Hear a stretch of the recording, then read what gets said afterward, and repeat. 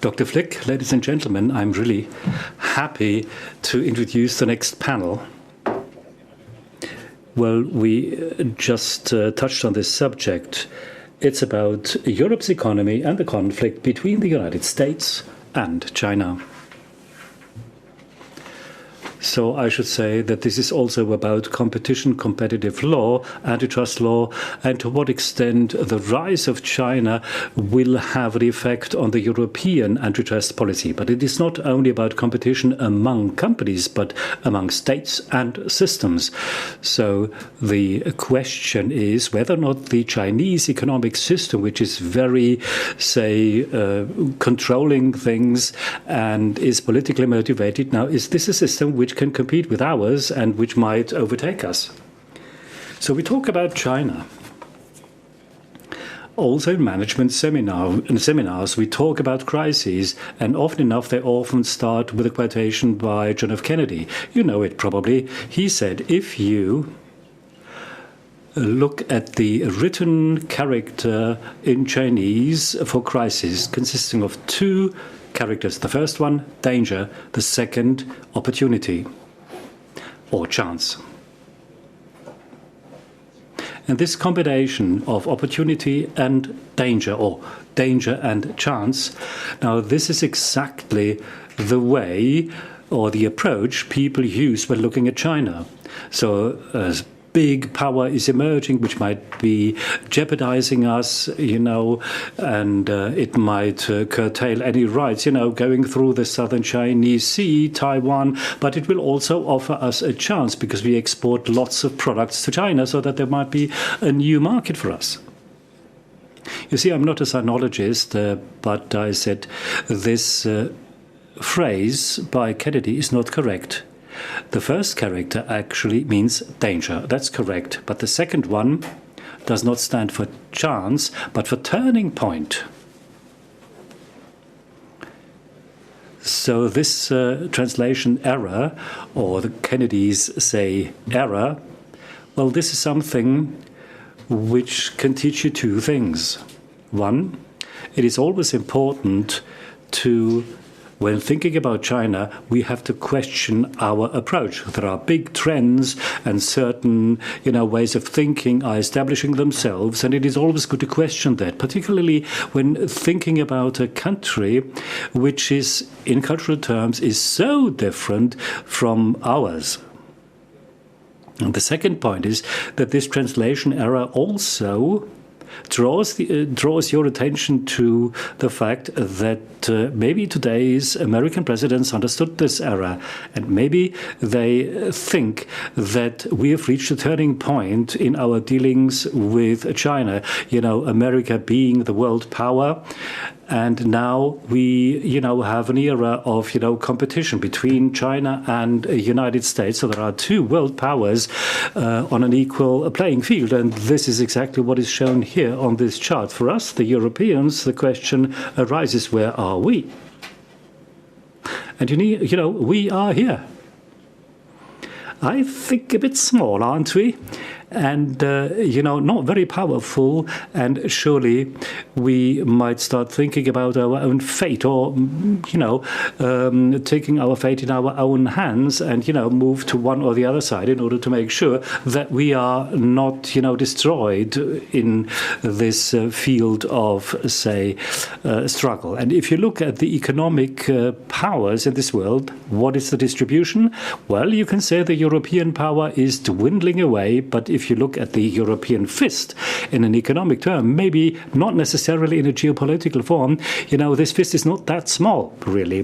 This is the distribution of the global, say, weights or powers among the three actors over the last 20 years. And you see the purple line, this is China's weight. It is increasing. It started in 2000, early 2000s. China's share 7% of the world GDP. So we are talking about purchasing power parities. Of course, it looks even worse if you use different, systems. And then China was rising. And in 2015, China really overtook Europe and the United States. So it's the largest economic power in the world. But you see, the second largest power, United States, but the EU is almost level with it. So this means we've got three players in this world which have got almost identical economic powers. And of course, over the next few years, China is just racing away, leaving us behind. And of course, their growth has also been, say, expedited by the pandemic and other crises. So it's going like this. But now, of course, it is not only about the gross domestic product, but it is also about the prosperity which you can find in such states. And here the situation is a bit different when looking at the last 20 years. This chart shows you the development of the per capita income, as a measure for prosperity in percentage of the US per capita income. So again, the United States has got the highest per capita income, and I believe this shows two things. On the one hand, Europe over the last few years did not catch up for several reasons which we expected, which made us think that we are going to catch up. But if you look at Europe, and I believe this also reflects some kind of growth weakness, so the growth in Europe is not as dynamic as we thought. So in China is really catching up from 2000 onwards, really a very, very poor country. At that time, the per capita income was really a very, very small part, only 8% at the time, and now at 1/3. So China, has reached 30%, and in terms of development economics, this is a critical, say, factor. If some countries reach this threshold, that it is much more difficult to catch up. But the development in China is very heterogeneous, and if you compare it with Germany and other areas which are relatively poor. But the second point, which comes out here, in addition to the European weakness, is that China is catching up. Yes. But the difference is still huge. The difference when it comes to the prosperity levels is really considerable, significant, compared to the United States and Europe. And of course, the question, which will certainly play a role during our panel discussion, this catching up process, will it continue like this, like we've seen so far? Looking at the number of inhabitants, if you think of the GDP of the Chinese economy be like ours, then of course the Chinese economy will overtake everyone. But it is not yet clear whether the development will continue like this. And a country which is so little freedom, can it be successful in economical terms? That's a question. Surely this is a dimensional issue, like we've heard today.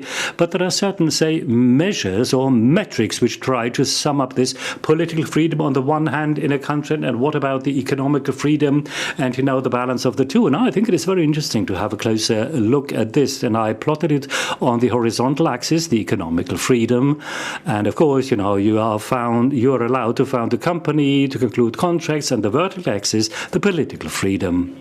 And here, at the top right, you see the United States.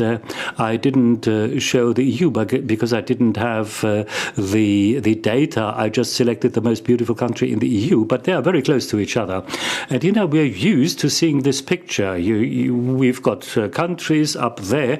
They've got a lot of political freedom and also a lot of economic freedom. And we expect, this is what we don't see in this graph, that these countries also have a certain level of prosperity. So prosperity, surely this will also generate some kind of economic power. And you have to, if you want to have to do that, then you need these two types of liberties. And then you've got Cuba, for instance. This is the last really communistic countries, with the exception of North Korea. There are no economic freedoms, and they are really, really poor. But then there are other countries like Venezuela, for instance. They had some kind of economic freedom, political freedom, and also some level of wealth or prosperity. And, at breathtaking speed, this was destroyed. And today, this country is as poor as Cuba, and of course, as unfree as Cuba. Surely there were some changes, surely. Here we compare 2012 and 2021, what has happened over these last few years. And now you can think about it. Where is China on this graph? I think we all know that there are more economic freedoms compared to political freedoms, but how large is the political freedom? This is why I've chosen this graph. China is here. So China has got considerable economic freedoms, more so than Venezuela 10 years ago, when it was really an unfree country, but lots of economic freedoms, but they haven't reached the Western states. But in political terms, I should say that China is less free than Cuba, according to these graphs, and the trend is going downward. And then there is one of the decisive questions, it is possible or conceivable that China would move down to the bottom right corners, that this trend will continue. China will continue to liberalize the economies and in political terms becomes increasingly unfree. And, they might reach limits sooner or later here or there. So this is another question arising from this graph. Is there prosperity or wealth, with the exception of this top right corner? If I should decide, if I should make a guess, then I can say wealth can only be found in the top right corner. But I believe this must be seen. I didn't imagine or haven't imagined that there might be so much prosperity and wealth in China, being in this position.